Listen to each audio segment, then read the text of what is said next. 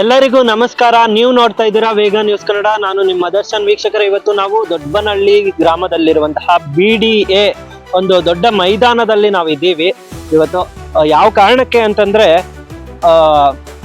1ನೇ ವರ್ಷದ ಒಂದು DSS ನ ವತಿಯಿಂದ ಹಾಗೂ ದೊಡ್ಡಬನಹಳ್ಳಿ ಸಾರ್ವಜನಿಕರ ವತಿಯಿಂದಾಗಿ ಆಯೋಜಿಸುತ್ತಿರುವಂತಹ ಕನ್ನಡ ರಾಜ್ಯೋತ್ಸವ ಈ ಒಂದು ಕಾರ್ಯಕ್ರಮಕ್ಕೆ ಹಲವಾರು ಗಣ್ಯರು ಹಾಗೂ ಇನ್ನಿತರರು ಬರ್ತಾ ಇದ್ದಾರೆ. ಯಾರೆಲ್ಲ ಬರ್ತಾ ಇದ್ದಾರೆ ಅನ್ನೋದನ್ನ ಆಯೋಜಕರನ್ನ ಕೇಳೋಣ. ಅದಕ್ಕೂ ಮುಂಚೆ ಯಾವೆಲ್ಲ ರೀತಿಯಲ್ಲಿ ಈ ಒಂದು ಕಾರ್ಯಕ್ರಮಕ್ಕೆ ಪ್ರಿಪ್ರೇಷನ್ ಅನ್ನ ಮಾಡ್ಕೊಂತ ಇದ್ದಾರೆ ಅನ್ನೋದನ್ನ ಸಹ ನಾವು ತಿಳ್ಕೊಳ್ತಾ ಹೋಗೋಣ. ಬನ್ನಿ ವೀಕ್ಷಕರೇ. ಸೊ ವೀಕ್ಷಕರೇ, ಈಗ ನನ್ನ ಬಲಭಾಗದಲ್ಲಿ ನೀವು ನೋಡ್ತಿರ್ಬೋದು, ಕೆಂಪು ಮತ್ತು ಹಳದಿ ಬಣ್ಣದಲ್ಲಿ ಕನ್ನಡ ಬಾವುಟವು ರಾರಾಜಿಸ್ತಾ ಇದೆ. ಅಷ್ಟು ಚಂದವಾಗಿ ಈ ಒಂದು ಮೈದಾನವನ್ನ ಅಲಂಕೃತ ಮಾಡ್ತಿರುವಂತದ್ದು ಇದು ಎಷ್ಟು ಅದ್ಭುತವಾಗಿ ಕಾಣಿಸ್ತಿದೆ ಅಂತ ನೀವು ನೋಡ್ತಿರ್ಬೋದು ನನ್ನಿಂದ. ಬನ್ನಿ, ಇನ್ನು ಒಳಗಡೆ ಯಾವೆಲ್ಲ ರೀತಿಯಲ್ಲಿ ಒಂದು ಕನ್ನಡ ರಾಜ್ಯೋತ್ಸವವನ್ನ ಆಚರಣೆ ಮಾಡ್ತಿದ್ದಾರೆ ಅಂತಂದ್ರೆ, ಆಚರಣೆ ಮಾಡೋಕ್ಕಿಂತ ಮುಂಚೆ ಯಾವೆಲ್ಲ ರೀತಿಯಲ್ಲಿ ಪ್ರಿಪರೇಷನ್ಸ್ ಆಗ್ತಿದೆ, ಸೊ ಈ ಒಂದು ಕಾರ್ಯಕ್ರಮಕ್ಕೆ ಎಷ್ಟು ಜನ ಬರ್ಬೋದು, ಮತ್ತು ಮೊದಲನೇದಾಗಿ ನಾನು ಒಂದು ಹೇಳಬೇಕು ವೀಕ್ಷಕರೇ, ಈ ಒಂದು ಕಾರ್ಯಕ್ರಮದಲ್ಲಿ ಕನ್ನಡಿಗರು ಹೊರತುಪಡಿಸಿ ಅನ್ಯ ರಾಜ್ಯದವರು ಕೂಡ ಈ ಒಂದು ಕನ್ನಡ ಒಂದು ರಾಜ್ಯೋತ್ಸವವನ್ನ ಆಚರಣೆ ಮಾಡ್ತಿರೋದು ಬಹಳ ವಿಶೇಷ ಅಂತ ಹೇಳ್ಬೋದು. ಕೆಲವ್ರಿಗೆ ಕನ್ನಡ ಅಂದ್ರೇ ಹಿಂದೆ ಮುಂದೆ ನೋಡ್ತಾರೆ, ಏನ್ ಮಾತಾಡ್ಬೇಕು ಯಾಕೆ ಅನ್ನೋಂಥದ್ದು, ಸ್ವಲ್ಪ ಅಫಿಷಿಯಲ್ ಆಗಿರೋಣ, ಇಂಗ್ಲಿಷು ಹಿಂದಿನಲ್ಲಿ ಮಾತಾಡ್ಬೇಕು ಅಂತ. ಆದ್ರೆ ಬೇರೆ ಒಂದು ರಾಜ್ಯದಿಂದ ಬಂದು ನಮ್ಮ ಕರ್ನಾಟಕದಲ್ಲಿ ಅಂದ್ರೆ ಕನ್ನಡ ರಾಜ್ಯೋತ್ಸವನ ಇಷ್ಟೊಂದು ವಿಜೃಂಭಣೆಯಿಂದ ಅಂದ್ರೆ, ಸೊ ಅವರೆಲ್ಲರೂ ಸೇರಿ ಮುತುವರ್ಜಿಯನ್ನ ವಹಿಸಿ ಈ ಒಂದು ಕಾರ್ಯಕ್ರಮವನ್ನ ಯಶಸ್ವಿ ಮಾಡಬೇಕು. ಇದು ನಮ್ಮ ಹಬ್ಬ, ಇದು ನಮ್ಮ ಒಂದು ಭಾಷೆ ಹಬ್ಬ ಅನ್ನೋ ರೀತಿಯಲ್ಲಿ ಬಿಂಬಿಸ್ಕೊಂಡು ಅವರೇ ಸ್ವತಃ ಬಂದಿರುವಂಥದ್ದು. ಅವರುಗಳನ್ನೇ ಕೇಳೋಣ, ಆ ಕಾರ್ಯಕ್ರಮದ ಆಯೋಜಕರನ್ನೇ ಕೇಳೋಣ, ಯಾವೆಲ್ಲ ರೀತಿಯಲ್ಲಿ ಈ ಒಂದು ಕಾರ್ಯಕ್ರಮವನ್ನ ಆಯೋಜಿಸ್ಕೊಂಡಿದ್ದಾರೆ ಅನ್ನುವಂಥದ್ದು, ಮತ್ತೆ ಏನೆಲ್ಲ ಕಾರ್ಯಕ್ರಮಗಳು ಇರ್ಬೋದು ಅನ್ನೋದನ್ನ ಅವ್ರನ್ನೇ ಕೇಳಿ ತಿಳ್ಕೊಳ್ಳೋಣ. ಬನ್ನಿ ವೀಕ್ಷಕರೇ. ಸೊ ನೀವು ನೋಡ್ತಿರ್ಬೋದು, ಹಾಗೆ ಅಲ್ಲಿ ಒಂದಷ್ಟು ಜನ ಮುಖಂಡರುಗಳು ಮತ್ತು ಆಯೋಜಕರು ನಿಂತಿದ್ದಾರೆ. ಅವರನ್ನ ಮಾತಾಡಿಸುವಂತಹ ಪ್ರಯತ್ನವನ್ನು ನಾನು ಮಾಡ್ತೀನಿ. ಆ ನಂತರದಲ್ಲಿ ಈ ಒಂದು ಕಾರ್ಯಕ್ರಮದ ಪೂರ್ತಿ ವಿವರಣೆಯನ್ನ ಅವರು ನೀಡ್ತಾರೆ. ಬನ್ನಿ, ಏನೆಲ್ಲ ಇದೆ ಅನ್ನುವಂಥದ್ದು ಮತ್ತು ಹೇಗೆಲ್ಲ ಮಾಡ್ತಾರೆ ಅನ್ನೋದ್ರ ಬಗ್ಗೆ ನಾವು ತಿಳ್ಕೊಳ್ತಾ ಹೋಗೋಣ. ಬನ್ನಿ ವೀಕ್ಷಕರೇ, ಈಗ ಈ ಒಂದು ಕಾರ್ಯಕ್ರಮದ ಮುಖ್ಯ ಆಯೋಜಕರನ್ನ ನಾನು ಮಾತಾಡಿಸ್ತಾ ಹೋಗ್ತೇನೆ. ನಮಸ್ತೆ ಸರ್, ಹೇಗಿದ್ದೀರಾ? ಚೆನ್ನಾಗಿದ್ದೀನಿ. ವಿಮಲ್ ಅವರು. ಹೌದು. ಈ ಒಂದು ಕಾರ್ಯಕ್ರಮವನ್ನ ಆಯೋಜಿಸಬೇಕು ಅನ್ನೋದು ಮುಖ್ಯ ಉದ್ದೇಶ ಆದ್ರೂ ಏನು?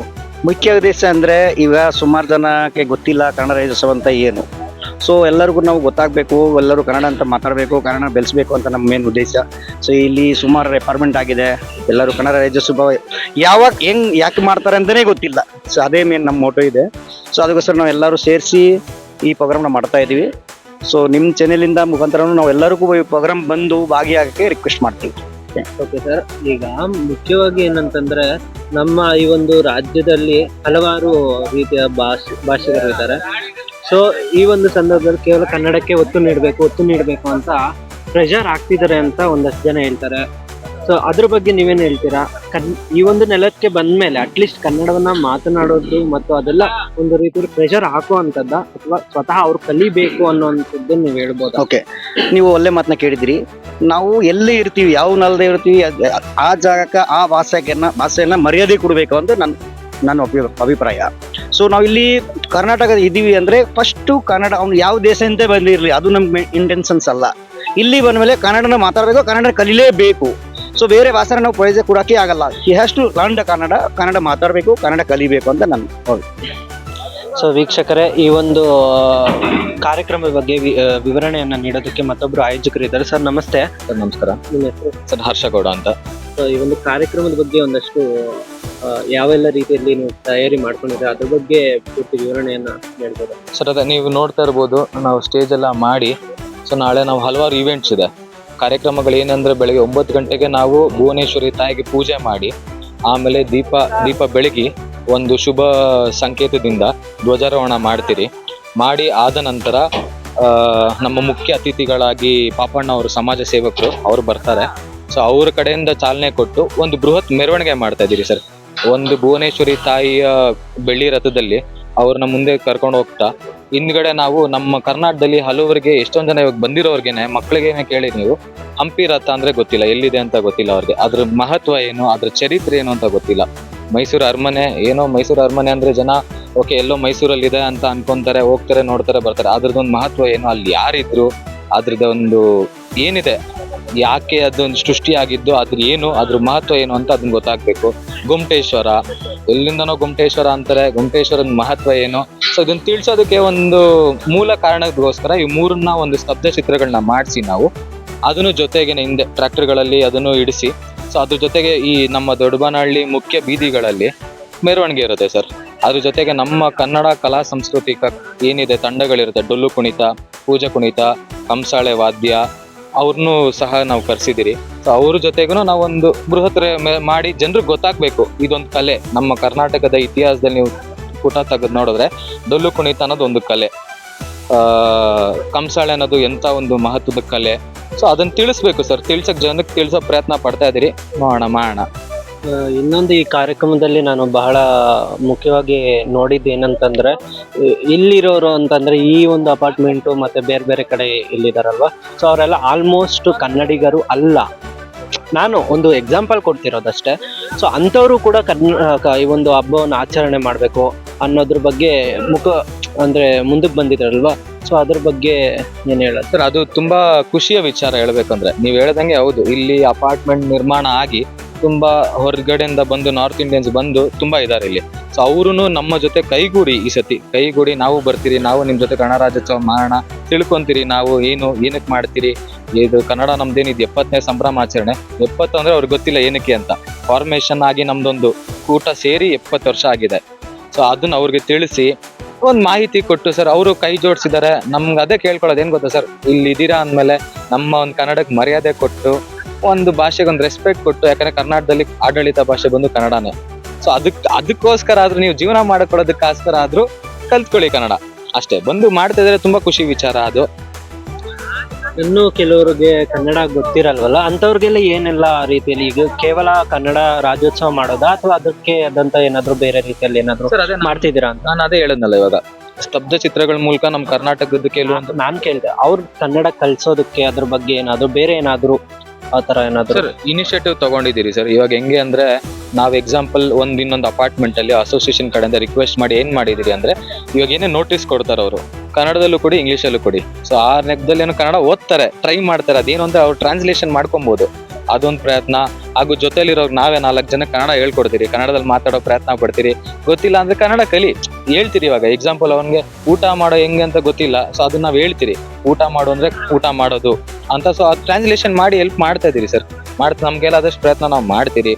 ಹೆಂಗೆ ಅಂದ್ರೆ ನೀವು ನೋಡ್ಬೋದು, ನಮ್ಮ ಕರ್ನಾಟಕದಲ್ಲಿ ಹಲವಾರು ಹೋರಾಟದಲ್ಲಿ ಕೆಲವೊಬ್ರು ಹಾರ್ಶ್ ಆಗಿ ಮಾಡ್ತಾರೆ, ಜೋರಾಗಿ ಕನ್ನಡ ಹೇಳ್ಕೊಡೋ ಪ್ರಯತ್ನ, ಕೆಲವರು ಪ್ರೀತಿಯಿಂದ ಇರ್ತಾರೆ. ಅವ್ರು ಸರ್ ಕೊನೆ ನಮ್ಮ ಒಂದು ಏನು ಮೇನ್ ನಮ್ಗೆ ಬೇಕಾಗಿರೋದು ಕನ್ನಡ ಕಲಿಬೇಕು ಅಷ್ಟೇ. ನಮ್ದೊಂದು ಅಳಿಲ್ ಸೇವೆ ಅಷ್ಟೇ ಸರ್. ಹಾಗೂ ನಾನೇನು ಇನ್ನೊಂದು ಎಲ್ಲರಲ್ಲೂ ವಿನಂತಿ ಮಾಡ್ತೀನಿ ಅಂದ್ರೆ, ನಮ್ಮ ಕರ್ನಾಟಕದಲ್ಲಿ ಇವಾಗ ಕನ್ನಡ ಶಾಲೆಗಳೇ ಕಾಣಿಸ್ತಾ ಇಲ್ಲ.